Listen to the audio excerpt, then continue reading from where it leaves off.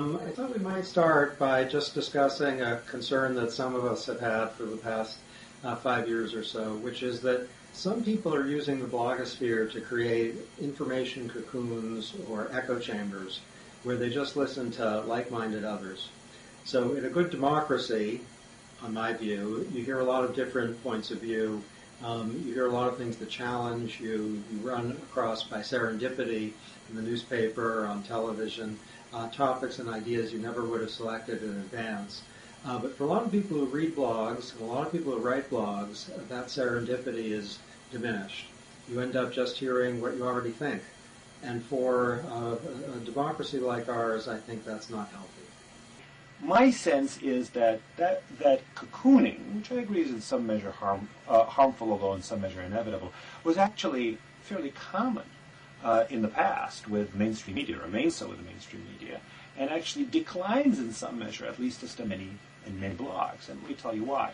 First of all, there certainly are many mainstream media outlets that are pretty solidly center-left. There are some that are on the far left, there are some center-right and far-right, but there are some that are pretty solidly center-left, and that's what their news coverage ends up being. It's true on the op-ed page. They may include a few conservative columnists, although usually very few, but somebody who's interested in cocooning is likely to just skim over that in any event. So I think that a lot of people from the center-left have historically cocooned themselves precisely the way that you described, through their own newspaper, through outlets like NPR, which actually I much like listening to, has this quite distinctive center-left bias. Blogs, in some measure, duplicate that because that's a natural human tendency. But in some measure, they actually fight that because much more so, in part because of the technology, but also in part because of blog culture, much more so than with the mainstream media, blogs tend to link to those things they criticize. So when I post something explaining why I think this LA Times article is all wrong, I link to the LA Times article. Likewise, when bloggers try to explain why I'm all wrong, they tend to link to me. Because if they don't, then the reader will say, wait a minute. Is this person either trying to make my life hard, or is this person maybe misrepresenting the source? That's the only reason not to link to it. So as a consequence, people who read the blog posts have right there a link that they could follow. They could follow it because they wanted to see how laughably wrong this original source is, but maybe in the course of following that link, they realize maybe the original source isn't so bad after all. Unfortunately, well, I certainly understand why newspapers don't have links on the printed page. You can click on the printed page all you want, and it won't get you where you want to go. Newspapers haven't even generally speaking, gone as far as including such links in their web outlets. So as a consequence, this kind of ease of getting out of the cocoon, ease of looking at the opposite view, is actually much more present in many instances with blogs than it is with mainstream media. Those are good points, and I think they go to, I think we're actually answering different questions. So if you ask, is it the case that the pre-blog or pre-internet media was excellent or avoided the information cocoon problem, I'm with you. Absolutely not. That system had big problems. For one thing, the range of information and perspectives was much smaller than the amazing range we now have in the era of blogs and internet. So absolutely true on that. On linking behavior, I also agree with you that it can serve lots of great functions and that mainstream media should be using it even more than they increasingly are. And you're right that bloggers are doing that a lot. But I still have a couple of concerns.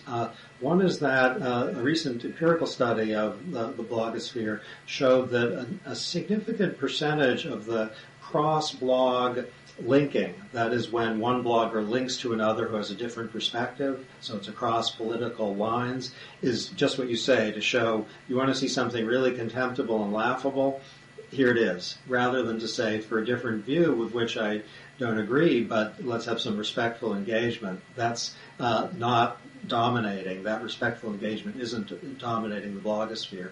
Also, I'd like to say one thing that I think is not inconsistent with anything you've said, but seems to me really, really important. And that is, if you're reading a daily newspaper, your eyes will often come across a photograph or a news story that'll kind of catch you in a way that you will be impressed by and often follow up on, if only for a few seconds. If you're reading a newspaper online, that happens less frequently because you see a link to a story that sounds really boring. Maybe it's about something in a country that doesn't interest you, maybe from a perspective that you don't like, and it's easy just to click on the things that you like. So it's true that if you're curious, and a lot of people are, and if you want to see something about international issues that you think bore you or irritate you or points of view that you don't like, you can click on them. But it doesn't have the kind of architecture of serendipity, let's call it. The blogosphere often lacks that architecture, works against it. The daily newspaper, when it's working well, builds in the architecture of serendipity, and that's what broadcast media do, too, when they're working well. Even giving all your points. Recently I was watching something on CNN that was mildly interesting, and I saw something was coming on about North Korea after. Now, I'm interested in North Korea. It bothers me and confuses me and scares me a little bit. But I caught the first 30 seconds of the story on North Korea, and it was fascinating and amazing. And I would never have clicked on that story, but just the serendipity, the architecture of serendipity, is what the mainstream media, when they're working well, supply. And the blogosphere, not your blog, but a lot of blogs are pretty bad at providing serendipity. Well, let me suggest why, again, I don't think that it's either quite that stark, or I'm not even sure that even the less stark version of that is correct. So first, I think it's a mistake to compare blogs to newspapers. Most blogs, the closest analogs to them are opinion magazines. So a blog might be like the New Republic, it might be like the National Review, it might be like The Nation, it might be like Reason Magazine, in that it is an opinionated outlet that specializes in particular kinds of things. It doesn't purport to try to cover all the news of the world, or even all the most important news of the world. There are some blogs that are kind of like newspapers. For example, there's the How Appealing blog, which is in a sense like a legal newspaper covering interesting recent appellate cases. But most are not. My sense is those that are like newspapers offer a very similar kind of serendipity. I certainly, when I go to How Appealing, for instance, I sometimes see cases that I normally would not have gone out there and looked at, but the blurb leads me to be intrigued, and then I click on it, and then I can very quickly get a grasp of what's going on. But when it comes to the opinion blogs, like with opinion magazines, there is its own sort of serendipity. It's true that if you go to Hit and Run, just to take an example, the Reason magazine's blog, you'll mostly find stories that are of interest to libertarians and that try to show the failings of a non-libertarian perspective. But likewise, if you go to read The Nation, or on the other side, Reason, the print edition, or the National Review, you're going to find, likewise, stories that are of interest to people who are interested in policy from that particular political perspective. You will find some degree of serendipity then within that constraint. That it's true that if you open Hit and Run, you're probably not going to get the most interesting recent human interest sports story, but you might in fact get something that the editors of that blog, or the people who post to that blog, find interesting that you didn't find interesting. My experience is actually some of the blogs that are most popular are ones that have a quirky mix of posts, either from one blog or from several bloggers, that readers appreciate precisely because they never know where they're going to get there. They may have a sense of the general political background for that, just like they would when reading The Nation, but they don't know every item that the blog is going to cover, and they sometimes run across interesting things that broaden their horizons, online just as much as offline. There's so much heterogeneity in the blogosphere that I know what you're saying is true of some parts of it, and it is true that the echo chamber problem, which concerns me because it breeds contempt, mutual misunderstanding, and sometimes extremism, that can occur on the print media with journals of opinion no less than on the blogosphere. That is true. But I'll tell you what bothers me, not the comparison between the print media and the blogosphere, but the extent to which people can easily construct a situation in which they're just reading louder and louder and more detailed versions of what they antecedently thought. I'll give you two examples of that from pretty intelligent people. The Daily Costs, which is a very influential blog and has intelligent as well as intentional readers and writers, the daily cost is overwhelmingly read by people who already agree with it. So that's really an echo chamber, and that's a pretty important force in our society. And while some of the stuff there is good, some of the material is just so inflamed and so partial that people get a sense off of that they're in the know, they're reading the daily costs, when they're getting a perspective which sometimes is very far from adequate. On the other side of the political spectrum, I read, and maybe you do too, some of the bench memos on the National Review, some of the conservative blogosphere, and I know those are pretty widely read, at least in certain circles. And for people who read that, they just get so charged up about the stupidity and evil, really, of people who don't agree with Justice Scalia on constitutional issues. It's such a partial perspective, and people end up living there. Now, you can live there if you read a print magazine that's like Bench Memos and National Review, or that's like the Daily Costs. So I don't mean to say that what preceded this was ideal or even better. All I mean to say is that if we lose the architecture of serendipity, especially with respect to points of view, and spend, as hundreds of thousands of people are, probably millions, so much of our time skipping from one explanation of why, oh, I'm right after all, and they're even worse than I thought, to another account of why, and I was right on that too, and those others are, they're terrible, they're socialists or the Nazis or something. That can make self-government, as well as basic citizenship, less functional. Cass, at that level, as I said, I largely agree with you. I don't think that this is a blog versus non-blog thing, and it sounds like we may even agree in some measure with that. I also am not sure that it's that much different now than it used to be. But it sounds to me like you got a solution. So let's shift from talking about the problem to talking at least briefly about the solution. Because one of the things that I sense about this is that to the extent this is a problem, it's a problem that's a result of pretty basic human failings, and that freedom and extra choice will indeed reinforce those failings. I'm not sure there's anything that can be properly done about it, but maybe you've got a different view. I don't want government regulation of the blogosphere in the form of mandated links or mandated civility, or, if you're doing liberal ideas on your site, you have to have conservative ideas too. I don't want any of that stuff. The system is too much like a teeming city to work well with that. But I do have a few ideas, and they're about private, voluntary solutions. One is that blog providers, either writers or those who operate them, should, if they are involved in opinion, at least most of the time, work hard to obey norms of, let's call them civility and diversity. So not complete diversity, you're entitled to have a point of view, but to think that some of the time if people are reading you, it's good to catch their eye with something that might be able to irritate them a little bit.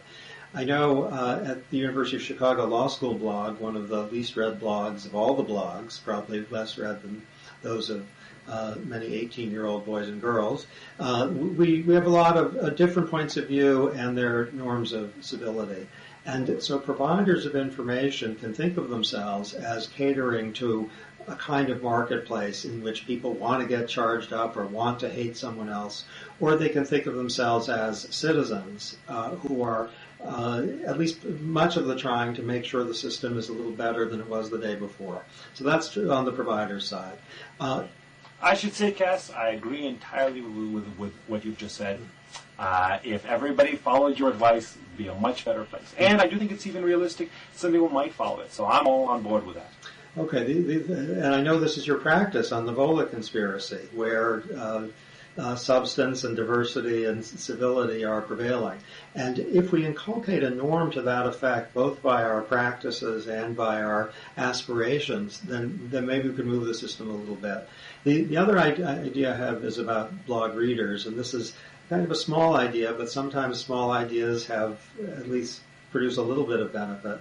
And that is, if you find yourself as a reader of journals of opinion or blogs, jumping from like-minded sites to other like-minded sites, as all of us sometimes do, it's good to look at other stuff. So I make it a practice. I'm very far from a model in this regard, but I make it a practice to try to spend a little more time reading stuff that I don't think I'll agree with than stuff that I already do agree with. It inculcates some humility and on some issues, some changes, and that's kind of what our democracy requires: some changes from what you thought a week ago, at least sometimes. I think that's an excellent point, and also excellent advice. Somewhat harder advice, I think, for some people to follow. But let me suggest how blogs may actually make it easier to follow that advice. I think a lot of people read particular blogs because they think those blogs are right, and they think, well, why should I read blogs that are wrong? Now, you're right that healthy humility should lead us to say, well, maybe we shouldn't be quite so sure that we're so right. Nonetheless, that the normal human reaction say, well, I am pretty sure that I'm right, and when it comes to spending my scarce time, free time measured in minutes every day, I'm going to focus on those things that I like and those things that I think are correct. One advantage of blogging is that a lot of blogs are run by people who actually are just very knowledgeable and widely agreed by people all over the spectrum to be very knowledgeable in particular fields. For example, there are a lot of scholars who run blogs. There's a blog I love called Language Log. It's about linguistics, and it's run by linguists. It's not just commentators writing about linguistics. It's not just reporters writing about linguistics. It's people who are top experts on the subject in the field.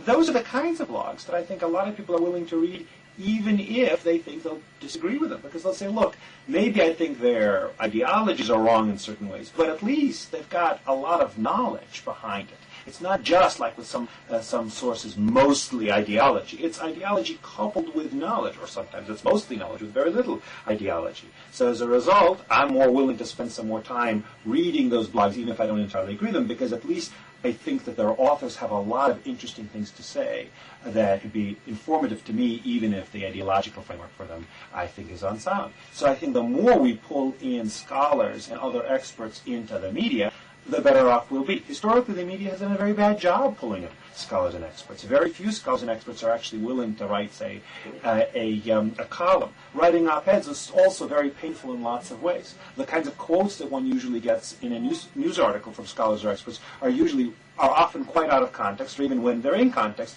they're a tiny fraction of what the person had to say. One of the great things about the blogosphere, I think, is it allows people who actually know about stuff to speak about it in their own voice, at their own pace, and will enable readers to read them, even when those readers might be disposed not to entirely agree with the ideology.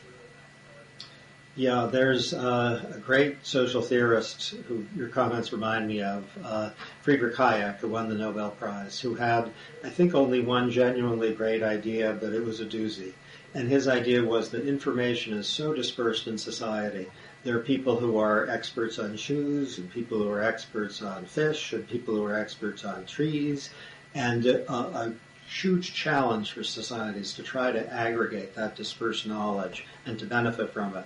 He was especially interested in the fight between socialism and capitalism, and his view was that prices aggregate that dispersed knowledge much more than any particular experts could, because prices incorporate the expertise of diverse people who have knowledge about products and tastes about what they like.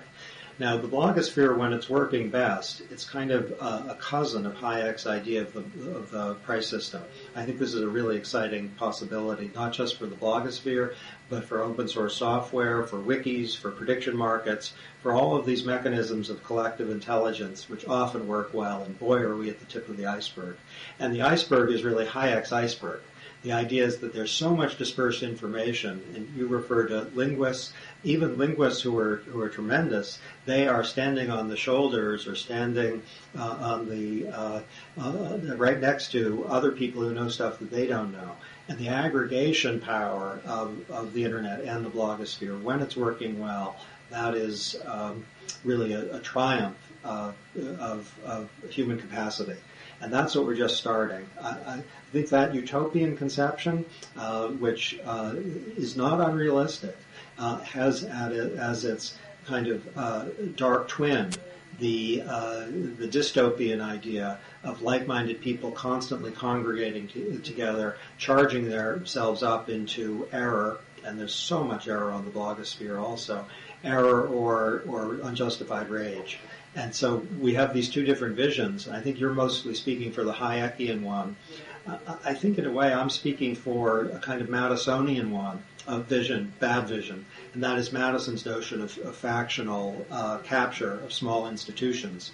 There are domains where the Hayekian one, especially with your reference to expertise, understanding that as something to be drawn from a wide range of people of specialized knowledge rather than a single person. The Hayekian one is the right one in many domains. So that is as important to see as the negative side. Well, sounds like we actually mostly agree on this. Shall we move on? You want to talk about the Fairness Doctrine, I think. Yeah, I think this is getting so much attention these days, and it's on the blogosphere, it's on television. And so the old Fairness Doctrine required broadcasters to provide attention to public issues. So if they wanted to have Britney Spears songs all day, they couldn't do that. And also to have some diversity of view. So if the idea was to have Rush Limbaugh all the time or some liberal person all the time, they couldn't do that either. There had to be substantive issues and diversity of view. Now, I confess I have some theoretical enthusiasm for the Fairness Doctrine, and I mean theoretical in a kind of negative sense. That is, I don't have practical enthusiasm for it, but I do have theoretical enthusiasm for it. Which is not to say that it should be revived. I think it shouldn't be. I'm prepared to be happy to talk about why it shouldn't be. But the theoretical enthusiasm is that there's an idea about a system of free expression behind the Fairness Doctrine which we shouldn't lose. And that idea is that the system of free expression isn't like an ordinary market. It's not like newspapers or magazines or toasters. They're not toasters. They're part of self-government. And if that's right, then to think that one thing we really want to hold on to is a situation in which at least our diverse information providers are attending to public issues in a serious way, and also ensuring that they're not dominated by one or another point of view. That's something we need to focus on. Now, what I don't like about the Fairness Doctrine is the idea that this should be governmentally mandated. Is certainly in the current era where there's just so much diversity out there, a little foolish. It's like trying to catch a rainstorm with a little paper cup, and it's also likely to abridge forms of freedom that we should cherish.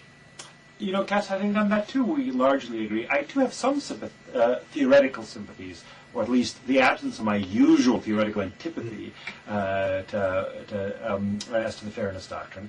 Theoretical antipathy that I usually have as to virtually any other kind of government regulation of speech.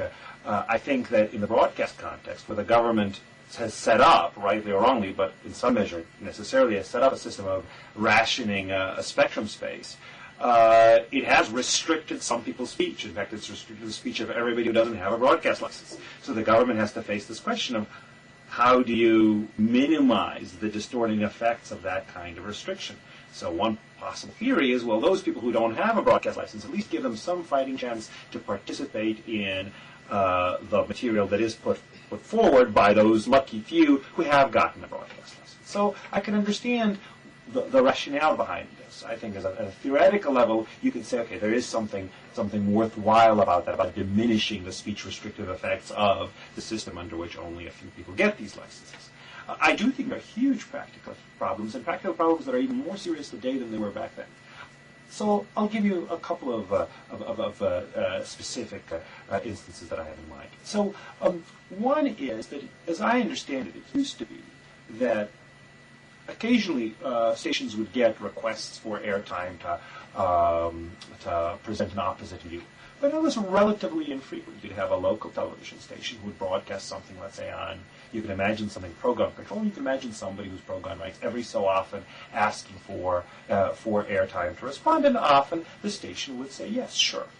But these days, because of the Internet, of course, not a broadcast medium, but it is a medium through which a lot of groups, including a lot of groups that are quite marginal in terms of their size, in terms of the percentage of the population, but are huge in terms of total numbers, are very well organized. You can have a situation where every time a radio station or television station presents something that seems to be pro-gun control, and there's a credible case that that's what it is normally doing, you get flooded with thousands of requests from people to present the opposite view, because, after all, what would happen is the pro-gun control site, pro-gun rights sites, which are very well organized online, would mobilize in order to do that, and very quickly stations would realize that just the sheer volume of going through all these demands is a pretty serious burden, and they'd better lay off the kinds of views that yield these kinds of demands. As it happens, I myself am pro-gun rights and I'm skeptical of gun control. I do think a lot of media outlets are biased in favor of the pro-gun control side. Not all by any means, but a lot are,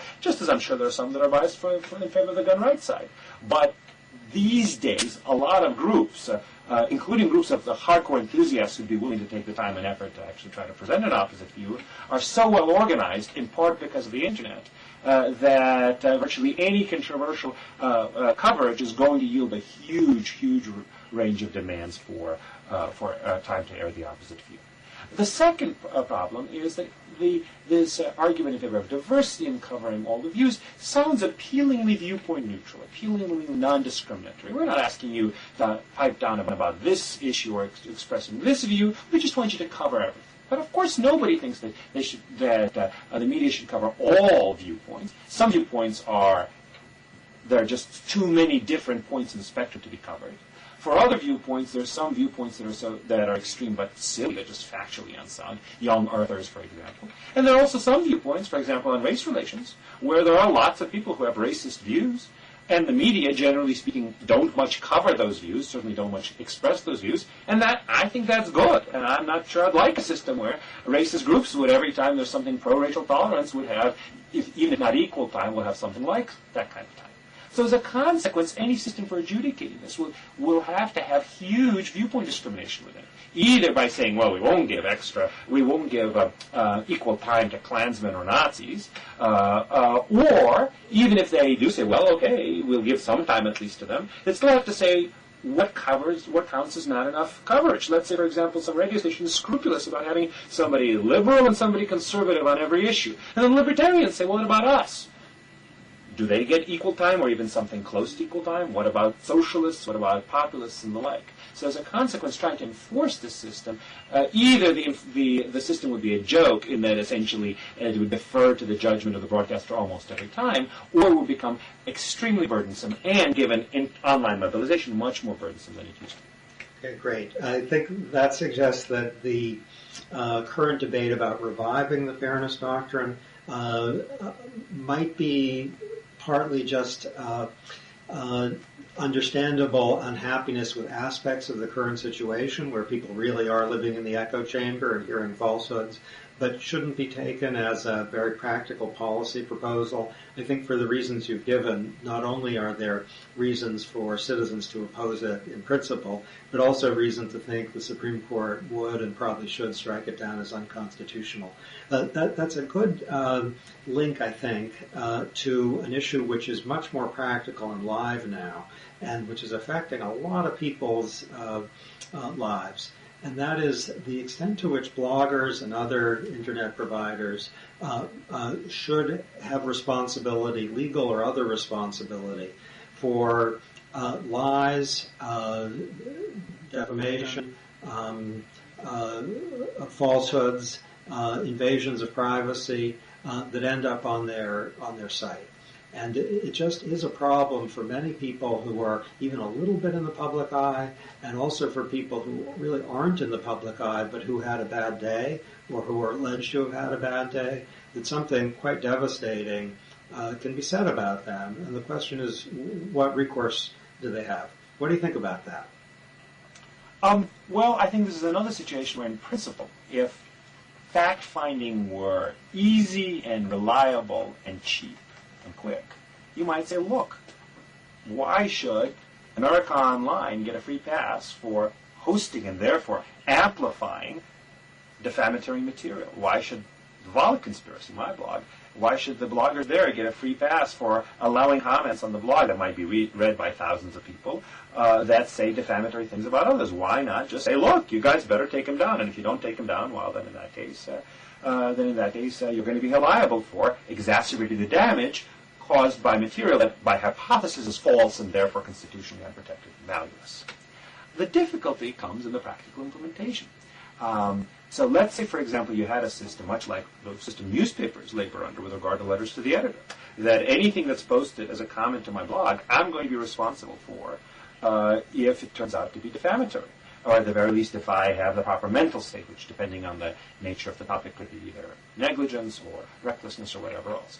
Then in that case, I just wouldn't be able to allow comments on my blog because, while a newspaper has a big staff and they can go through a whole bunch of letters that they get and publish just a few and maybe check them to the extent necessary, we get hundreds of comments every day, sometimes every day, maybe thousands. Other sites get even more. And one of the advantages of blogging is you can get into it with relatively little manpower and expense. So we don't have staff that go out there and check that. So if you held us responsible when newspapers are held responsible, then in that case we wouldn't allow comments. If you held America Online responsible, the way that newspapers are held responsible for millions of posts that are posted on their site, that just would be practically impossible in many ways. So another possibility that some people say is, okay, fine, don't hold America Online responsible. Don't hold, for example, a blogger's hosting company responsible. Don't hold a blogger responsible for things posted by other things until notice is given to them. But once America Online is sent a notice saying this post is defamatory, and here's why. Once a service provider is a hosting company sent a notice saying on your computers is this defamatory material on the blog you host. Or once a blogger is sent a notice saying this comment is defamatory, then in that case they have to take it down or risk liability. The danger with that is that a lot of people about whom things are said that may be quite true or may just be insulting and matters of opinion or whatever else, first thing they'll do is they'll send out this message saying, you must take this down because I claim it's defamatory. Here's why I think it's defamatory. American Online doesn't have the resources to reliably adjudicate that, especially since often you can't really figure out what a jury would eventually think of the dispute. So as a consequence, bloggers, service providers, hosting companies will naturally err on the side of over-censorship, of over-restriction. The moment they get a letter saying, oh, this is potentially infringing, unless they feel they have, that this is something that's a post that's really important to their business, they'll say, okay, fine, we'd rather alienate some readers and some of our customers a little bit rather than facing possible multi-million-dollar libel liability or invasion of privacy liability. You could also imagine particular organizations that have a reputation for being quite litigious. Church of Scientology is an example, using this as a tool for shutting down criticism. And systematically, not just occasionally here or there, but systematically. And a few bloggers might say, hey, we're willing to risk the lawsuit from you, but a lot won't. I think, Eugene, I think, Eugene, you have good points, but it's only one side of the ledger, and it's not like a trump. It's like a relevant consideration. So here's why I think this. Suppose you have someone who's been defamed or whose privacy has been invaded in a way that either does or should make for legal liability. And it's in a public place, and maybe it's in a comment section of a blog, and then it's picked up and it's all over the place. Or maybe it's in one section of a comment section subsection that people don't read, but it gets the attention of the person's relevant community in a way that does them really serious damage. Okay, I think that there are cases where lives are being impaired and, at least for short periods and possibly longer, ruined by these lies. A lot of sleepless nights. So this is suffering and cruelty and unjustified. And I think there's a real question that a free society asks about that, which is, what are you going to do about it? I don't think it's an adequate answer to say that notice and takedown as a response imposes a chilling effect on providers. Because we need to know the magnitude of the chilling effect, how serious is it, and we also need to know how bad is it. So if it's the case that people are saying vicious things about other, let's say, regular non-celebrity human beings that are false, and those regular non-celebrity human beings who have been subjected to those false things say, look, this is false and embarrassing me, take it down, or I'm going to sue you, then this is not a terrible imposition on bloggers. I am an occasional blogger on mostly very obscure sites, except for yours, and to tell me that I have to take down these comments that are alleged to be defamatory lies, that's not a big deal. So I think this is the idea of imposing notice and takedown requirements, at least in certain circumstances, we do have to specify them, has some appeal. And there are two sides of this ledger, and it is the fact that people are being, in some sense, ruined by lies or invasions of privacy. And it's pretty disgraceful just to throw up our hands about that without investigating whether there are ways of stopping the ruin that don't chill desirable. Well, I don't think it's all disgraceful to say that in these kinds of situations, the risk of free debate is actually quite great, and I think what you're saying somewhat underestimates that. And in fact, the magnitude of the harm is, I think, often overstated for several reasons. First of all, there is the opportunity in many of these situations to sue the poster. It's, of course, time-consuming and expensive to sue the poster, but it will also be time-consuming and expensive to sue the blogger. The poster may not have much money to sue over, but neither might the blogger. On top of that, much more so than with mainstream media, in many of these situations, I would wager most of these situations, the defamed person and the defamed person's friends are in a position to respond quite promptly and quite eloquently to these charges, pointing out that, first of all, they're false, people who are posting them are anonymous, and why should we believe anything they say? A lot of them may just not be credible. In fact, you're alluding to what I think sounds like the public figure-private figure distinction in libel law, and one rationale that the court gave in setting up this distinction in the first place is said, well, private figures, they don't have access to the media, they can't respond, they can't counterspeak, whereas public figures at least can do that. In these kind of situations, counterspeech is often very much more available. On top of that, I think at least some of the claims of alleged harm to reputations, I think, are often very much overstated. First of all, a lot of this is through a lot of the things that does cause sleepless night essentially is insults. It's stuff that isn't even actionable in the first instance. It's stuff that is offensive opinion, but does not actually make allegations that are factually false. Some of the allegations that are made that are factually false are in context, especially when posted by anonymous people, are not going to be viewed as particularly credible by most people. If some anonymous person says, oh yes, Volokh, even if I were a private figure in this kind of context, Volokh is a liar and a cheater. That level of generality, especially with the anonymous post, I think most people recognize, this is something that is not something I'm going to take to the bank. We're not even going to worry about. Well, that's because you have a reputation. Because you have a reputation for honesty. Well, does it really? Cheating. I mean, I will of course be quite offended. I guess I might worry that maybe some people might err on the side of caution and afterwards with me and not deal with me just because they heard something. But when you say lives are being ruined, I don't think a life can be so easily ruined. I don't think it's. I think. Well, give me a concrete example. The concrete examples I've heard have been simple and in the past. I mean, not from you, but other. But I haven't given you any, so I haven't given you any that are. Yeah, no, I know. I'm sorry. There's one thing that's difficult about this, because to describe the examples, you might recapitulate the lie or the invasion. So I'll give you two that are just a little bit abstract, but probably enough to get the ball rolling. There are college students throughout the United States who have been described, their private life has been described on the internet in ways that are either invasive of privacy in the sense that it talks about something very personal, or that is defamatory and false, and that has gotten out on the internet, affected their community so much that even many of their friends don't not believe it. And that's a problem. And sometimes has followed people into the job market, actually. And I'm not going to name names, but this is happening.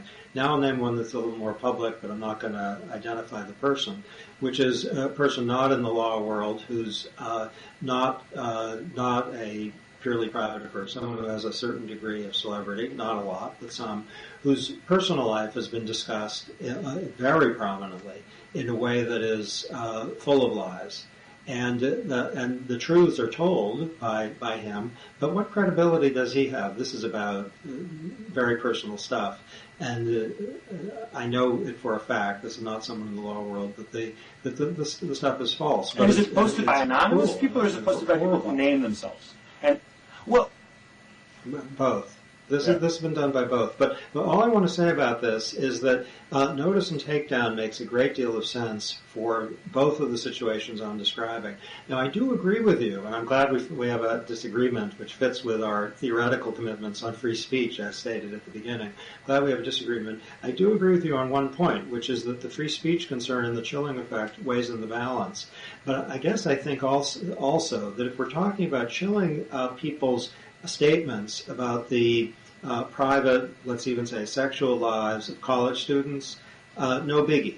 If we're chilling people's comments about the private personal lives of people who aren't in the public domain in the sense of being involved in government in any sense, so that people can't gossip about them in a way that's liable, once they've told them that's a lie, I want you to take it down, I think, no biggie. So chilling effect can be bad. But if we're talking about falsehoods that are, in both of these cases I've described, quite destructive to reputation, the friends can't stand up for people always in this case, and if they try, they're friends, so what credibility do they have? The chilling effect is often a quite wonderful thing if what it chills is defamation and what we're describing and stipulating is an invasion of privacy. So the trouble is, of course, that the premise of the chilling effect argument is the chilling effect chills a lot more than just defamation, at least in the sense of defamatory falsehoods. It may chill defamatory truths. And as to invasion of privacy, one difficulty is precisely that we don't even have a clear legal standard of what is in fact privacy. I'll give you an example. So can I say one thing, that if you chill statements about the private lives of college students at, say, the University of Missouri, you actually chill things that are true and not invasive of privacy, properly understood, I don't think that's a really sad fact. That's not reminiscent of the Soviet Union or Nazi Germany. Fortunately, a lot of speech restrictions and bans and flag burning and whatever else aren't particularly reminiscent of Soviet Union or Nazi Germany. I like to set the bar a little bit higher than that. So let's look about an invasion of privacy. And I mentioned flag burning is a political protest. So I'm legitimate argument. I'm just saying. Statements about some student at the University of Missouri and what she did some night. Well, so I'll give you an example. There's a California case from about 20 or 30 years ago, so modern era, invasion of privacy case, which held that, essentially allowed to go to the jury, a case in which a newspaper revealed the fact that somebody who had been a student government leader at a local college was a transsexual.